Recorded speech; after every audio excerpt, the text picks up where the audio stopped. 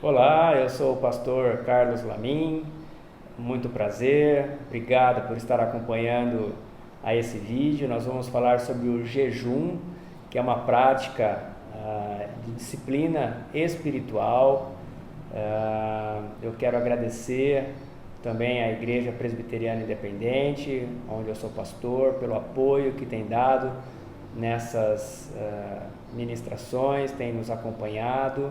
Eu quero aproveitar também e pedir a sua gentileza de deixar um like se você gostar, de se inscrever no canal e também compartilhar com outros amigos e irmãos. Muito obrigado, desde já. Bom, o jejum, ele está dentro de um contexto das disciplinas espirituais. E tem um vídeo no meu canal falando sobre as disciplinas espirituais, onde eu me baseio num livro chamado Celebração das Disciplinas, do autor Richard Foster. Sensacional, eu recomendo que você tanto compre este livro quanto possa ouvir a introdução que ele faz, na qual eu comuniquei através desse vídeo aí no meu canal, tá joia? Então vamos lá. O jejum é uma prática espiritual das mais antigas.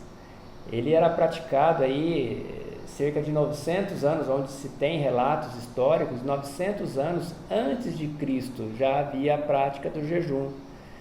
E também não era exclusividade como prática religiosa.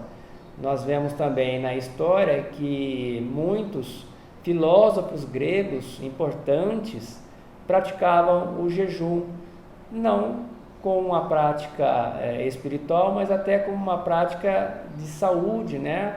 Na qual se fazia dietas por meio de jejum, que trazia benefícios, né?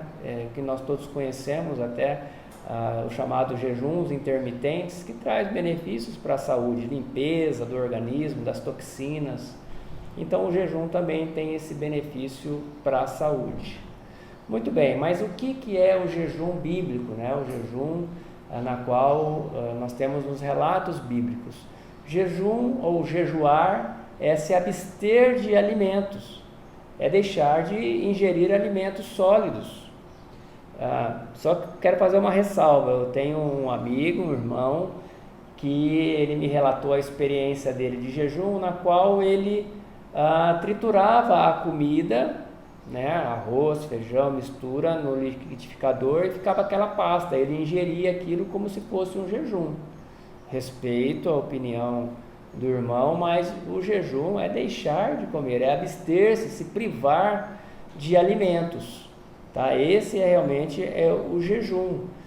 Mas um detalhe também, não é abster-se de água. O nosso organismo é sensível à falta d'água, e depois de 3 dias começa a entrar um processo de desidratação. Nós vemos no relato bíblico, né, na onde Jesus foi tentado no deserto, que ele ficou 40 dias em jejum, mas o relato diz que ele se absteve de comida, não se refere nada à água. Então isso não é recomendável ficar sem água no jejum, tá bom? Tipos de jejum. Existe o jejum parcial, que também as pessoas vão buscar ali, principalmente no livro de Daniel, quando Daniel deixou de comer determinados alimentos, né, alimentos do rei, especiarias ali do rei, né, da corte, e ele teve alimentação, só alimentação leves, né, vegetais, frutas. Então se diz que é um jejum parcial esse, né? A igreja evangélica adotou esse termo, jejum parcial, ou jejum de Daniel. Mas na verdade jejum, repito, é abster-se, é privar-se de alimentos, tá? Esse é uma variação aí, que foi com base exclusivamente no profeta Daniel. É verdade que existem muitos modismos na igreja evangélica brasileira. onde as pessoas querem pedir alguma coisa, alguma graça, uma bênção para Deus, e se abstêm de comer determinados alimentos que eles gostam muito, por exemplo, o chocolate. Eu vou me abster de chocolate tantos dias, né? Eu vou jejuar jejum de chocolate. Eu vou jejuar das redes sociais. Gente, isso é modismo, né? Não coloque a palavra jejum aí, porque jejum é privar-se de alimentos. Nós poderíamos chamar isso como votos também, que há muitos relatos bíblicos. Inclusive Paulo, né, se eu não me engano, Atos 16, ele rapou a sua cabeça como um voto a Deus. Então, a gente poderia fale sobre votos, né? Vou fazer um voto com Deus, tá joia? Nós temos alguns outros relatos também de jejuns extraordinários na Bíblia, na qual os profetas Moisés e Elias ficaram sem comer e sem beber. Está mais expresso isso na experiência de Moisés. Na experiência do profeta Elias, diz que ele comeu e bebeu porque ele estava se preparando para uma jornada, né, uma caminhada aí de 40 dias e 40 noites. Não diz que ele expressamente que ele ficou em jejum esse tempo. Dá-se a entender que ele ficou. Tá joia? Por que hoje em dia não é tão difundido a questão do jejum nas igrejas, né? Como uma prática cotidiana, uma prática tranquila, é uma prática que deveria ser tão difundida quanto a oração, por exemplo, o estudo bíblico, né? Por causa de uma herança, né, que nós temos na igreja, ali na Idade Média, o declínio da igreja, e onde também ficou o declínio moral e espiritual da igreja dessa época, aonde em associação com práticas ascéticas, ou seja, práticas onde as pessoas, né, os religiosos, procuravam uma purificação na sua carne, punindo a própria carne. Ou seja, o jejum era olhado por aqueles religiosos como um sacrifício que eles estavam fazendo para se privar dos desejos, né, das concupiscências da carne. Então isso é uma prática ascética que era muito feita pelos religiosos da Idade Média. Então isso veio, né, pelas gerações como sendo um sacrifício o jejum. Um segundo obstáculo também para a prática é a questão cultural nossa. Por exemplo, da necessidade do jejum, da alimentação, das 3 grandes alimentações no dia, e de comida, né, nos intervalos de você estar comendo alguma coisa para a questão de saúde. Então isso é uma coisa cultural do brasileiro também muito forte, né, as 3 refeições e mais alguma coisinha ali, uma fruta no intervalo das refeições. E o terceiro obstáculo também, dificuldade que nós temos, é essa questão mesmo que eu falei em relação ao sacrifício. Hoje é difundido, né, um versículo que há um erro hermenêutico, ou seja, um erro de interpretação de um versículo que está em Samuel, 1 Samuel 15, 22, que diz assim: porém Samuel disse: tem porventura o Senhor tanto prazer em holocaustos e sacrifícios, como em que se obedeça à palavra do Senhor? Eis que obedecer é melhor do que o sacrificar. Então há no inconsciente coletivo da igreja que o jejum é um sacrifício. Então se vem com esse versículo, um erro de interpretação. Aqui estava muito tranquilo o entendimento, né, de que o sacrifício de animais para a expiação do pecado, isso as pessoas estavam fazendo de forma automática, né, de forma ritualística. Não estava com o coração naquilo, né, não queria realmente ter uma experiência com Deus de remissão de pecados, de arrependimento de pecados. Então, hoje as pessoas pegam principalmente essa passagem aqui, eis que obedecer é melhor do que o sacrificar. Então, mas o jejum não é um sacrifício. Jejum é uma prática espiritual, uma disciplina espiritual, portanto. Tá bom? O jejum é mandamento bíblico. Vamos lá, vamos nos apoiar em duas passagens para nos ajudar a responder a essa questão. Primeiro, os ensinamentos de Jesus, né? Vamos buscar lá no Sermão do Monte, em Mateus 6, quando Jesus está orientando a multidão sobre esmolar, sobre orar e sobre jejuar, né? No versículo 16 do capítulo 6, ele diz assim, Jesus diz assim: quando jejuarem, não façam como os hipócritas, que se esforçam para parecer tristes e desarrumados, a fim de que as pessoas percebam que estão jejuando. Eu lhes digo a verdade, eles não receberão outra recompensa além dessa. Mas quando jejuarem, penteiem o cabelo, lavem o rosto. Desse modo, ninguém notará que estão jejuando, exceto seu Pai, que sabe o que vocês fazem em segredo. E seu Pai, que observa em segredo, os recompensará. Então, Mateus 6, 16 a 18.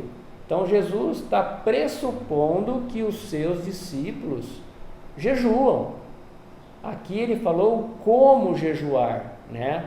Ele não foi enfático e falar, vocês têm que jejuar.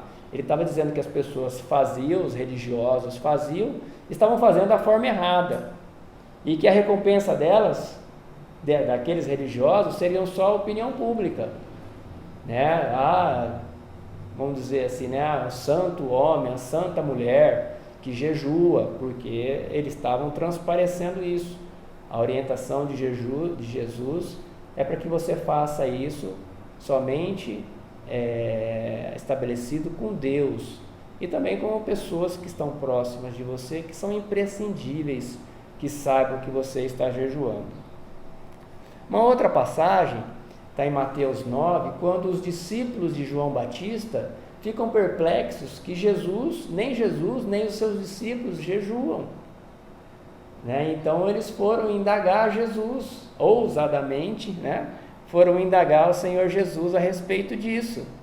E Jesus respondeu, né, que fez uma parábola ali, que enquanto o noivo estava presente, né, diz assim, vamos ler para ficar mais claro. Como podem os convidados do noivo ficar de luto enquanto o noivo está com eles? Porém, virão dias quando o noivo lhes será tirado, então jejuarão. Talvez essa afirmação seja a mais importante do Novo Testamento, sobre ser ou não o jejum um dever para os cristãos de hoje. No texto fica claro que Jesus sustentava, apoiava a disciplina espiritual do jejum, tá? E previa que os seus seguidores a praticariam, então, depois que ele, como noivo, não estivesse mais juntos dos seus discípulos. Então, nós poderíamos sintetizar isso, né, essa resposta da seguinte forma: talvez seja melhor evitar o uso de que Jesus ordenou o jejum. Porém, ele estava mostrando, né, como se fazer o jejum. Então, é uma forte recomendação de Jesus que os seus discípulos jejuem.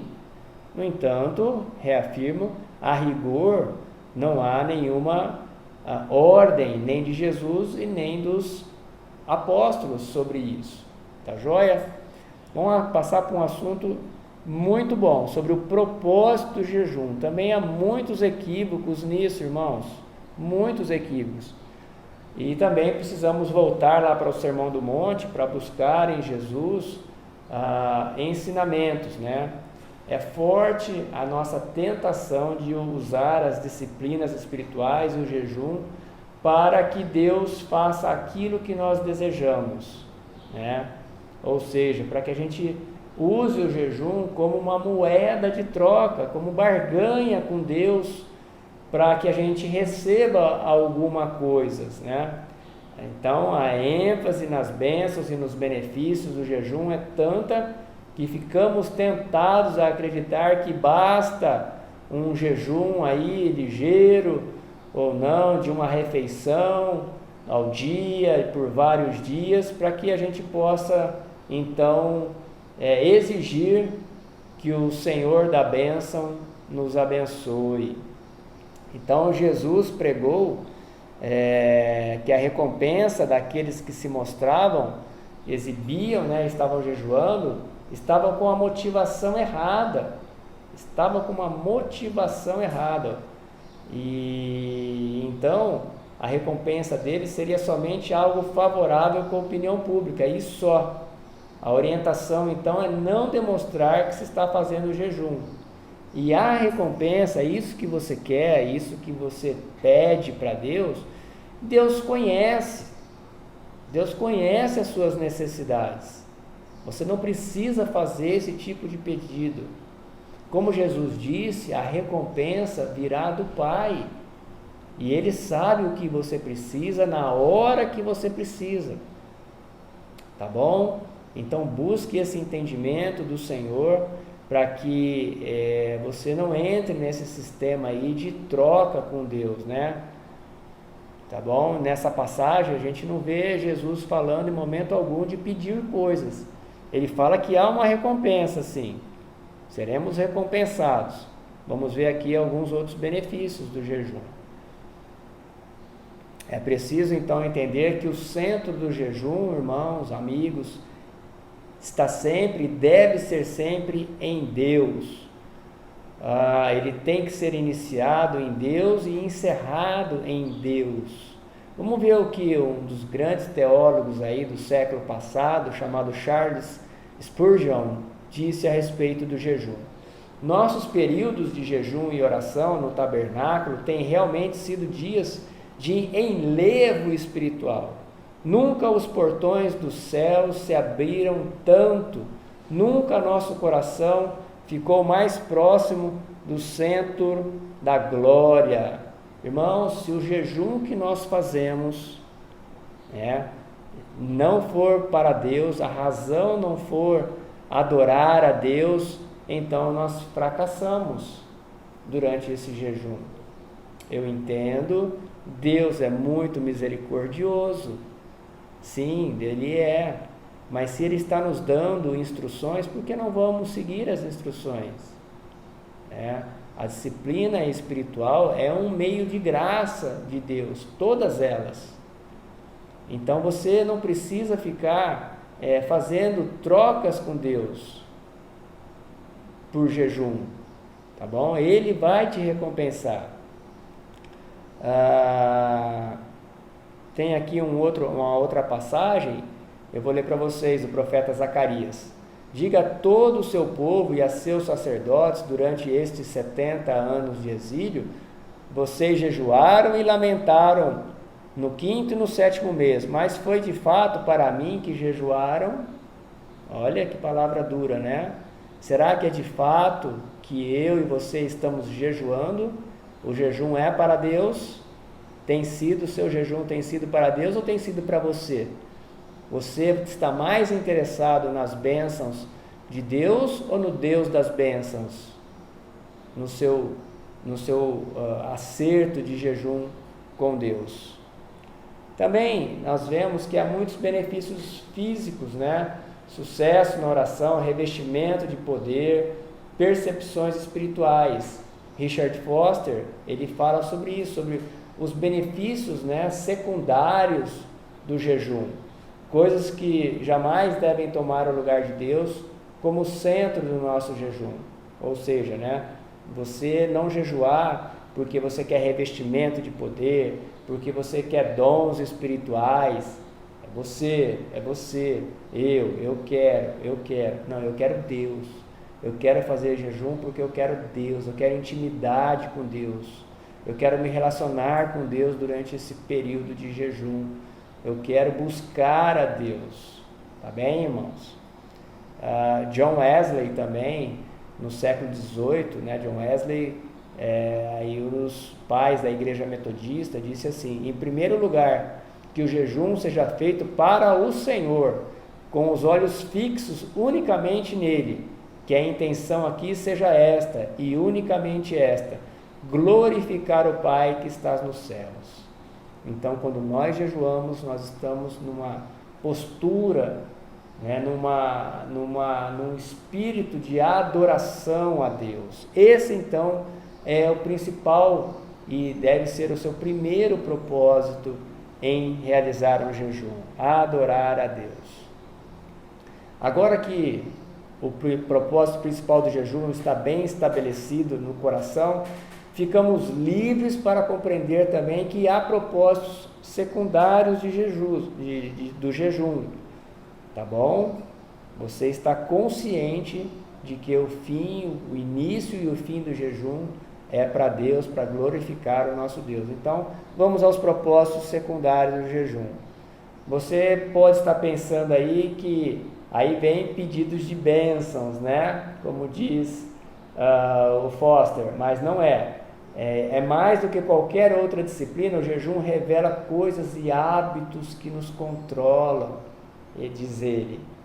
Durante o período, durante a prática do jejum, onde você tem uma prática sistemática do jejum, Deus, o Espírito Santo, vai revelando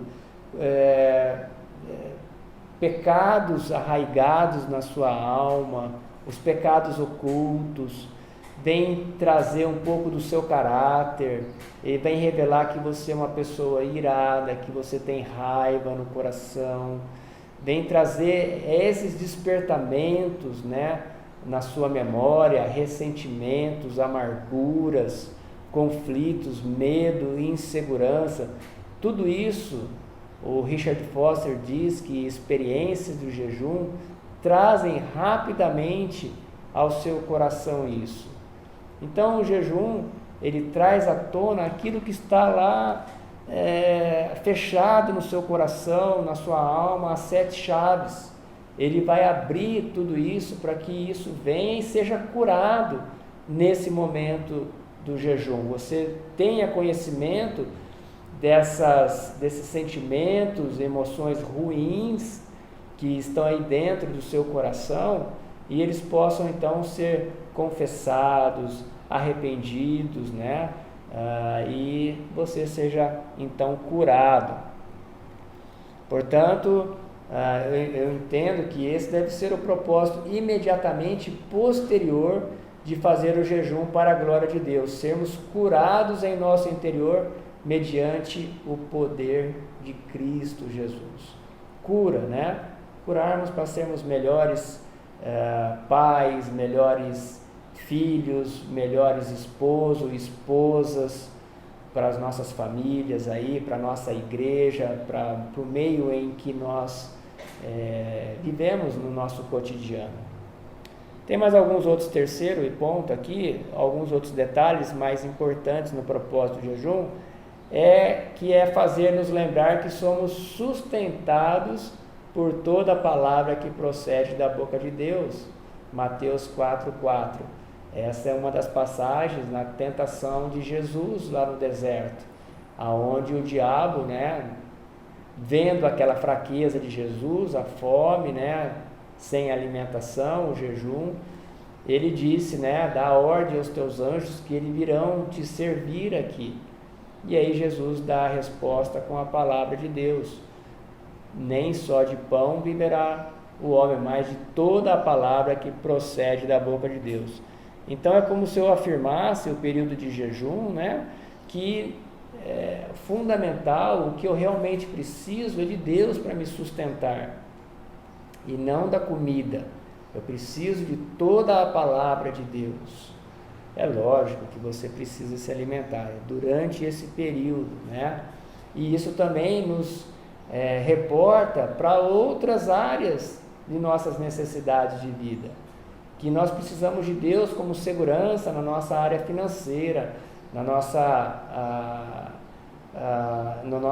área de relacionamentos, E isso deve ser despertado também, que nós dependemos de Deus, não somente para a comida, mas em todas as circunstâncias da nossa vida.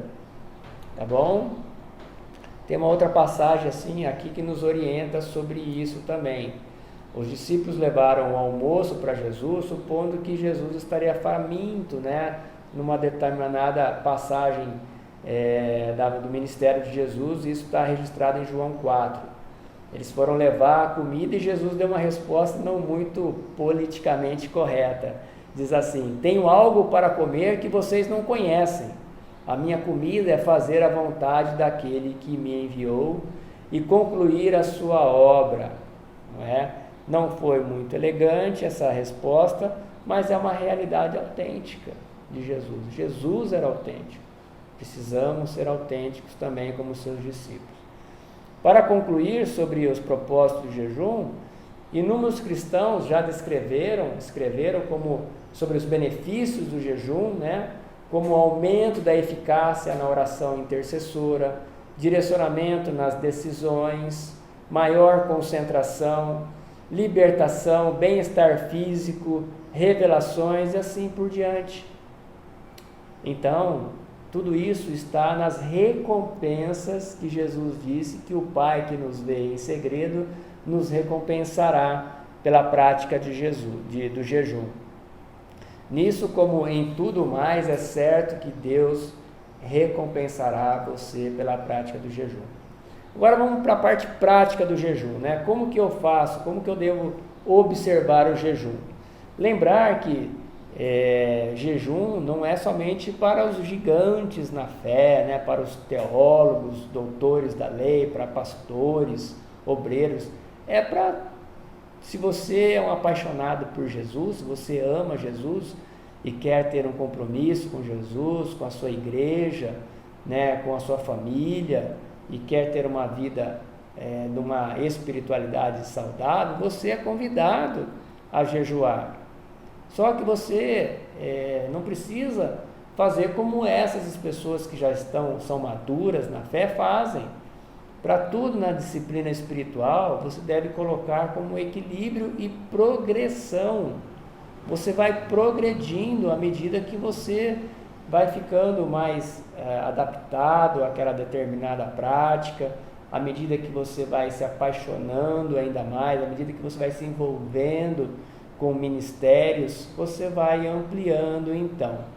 Então eu oriento a você começar a praticar o jejum com a privação de uma refeição no dia, né? Que seja o seu café da manhã, almoço ou jantar, que você deixe de fazer essa refeição e faça isso por algumas semanas, vamos supor 4 semanas, 1 mês.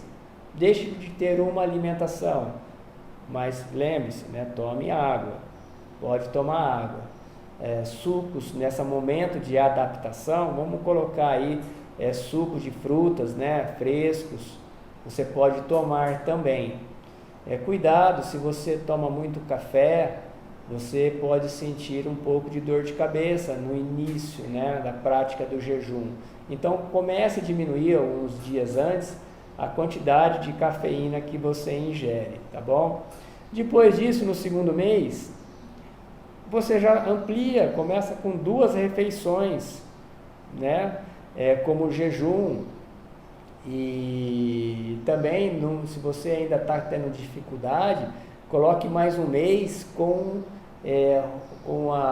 sucos de frutas nos intervalos aí do seu período de jejum, tá bom? Lembrando que é só no período de adaptação. Vamos supor, no 3º mês eu já estou assim adaptado, meu organismo está adaptado, eu posso talvez até aumentar para 3 refeições, mas aí eu já passo a tomar somente água, tá? Somente água. Lembrando alguns sintomas que você pode ter, que são dores de cabeça, né? Fique tranquilo que isso passa. O que você vai sentir muito no início é ansiedade, porque o estômago vai começar a roncar. O nosso estômago é uma criança mimada. Está chegando ali por volta do meio-dia, ele já começa a dar sinal de, começa a roncar. né? Então, o que a gente faz com criança mimada? Disciplina. Aguenta aí, você está em jejum, né? Discipline-se, seja disciplinado nisso, tá bom? Se você tomar água em goles pequenos, pode trazer uma sensação de saciedade também, e tirar essa sensação de fome. Tá bom, irmãos? Deixa eu ver se tem alguma coisa interessante assim. Qual o dia melhor para se fazer o jejum, né? O ideal que eu vejo é você fazer num dia que você não está trabalhando. É o ideal, porque você consegue associar o jejum à prática da oração, da meditação, do estudo da palavra de Deus. Mas se você fizer num período de trabalho, que você tenha assim uma atitude diferente no seu trabalho, né? Você realiza as suas tarefas como se estivesse realizando um ministério na sua igreja, algo que realmente seja para Deus, tá bem? Volte-se, né? Conscientize-se disso. E nas possibilidades, horário de almoço, tenha períodos de oração a Deus durante a prática do jejum. Tá bom, irmãos? Eu espero assim ter sido claro e útil para você nesses esclarecimentos sobre o jejum. Deixe aí embaixo, né, as suas perguntas, quem sabe eu consiga responder de imediato, senão nós vamos buscar uma resposta para você e tentar esclarecer. Tá joia? Que Deus abençoe, que você tenha momentos muito gratificantes de prática de jejum com Deus, com o nosso Senhor Jesus Cristo, por meio das experiências maravilhosas do Espírito Santo de Deus. Deus te abençoe, fique na paz desse Deus maravilhoso.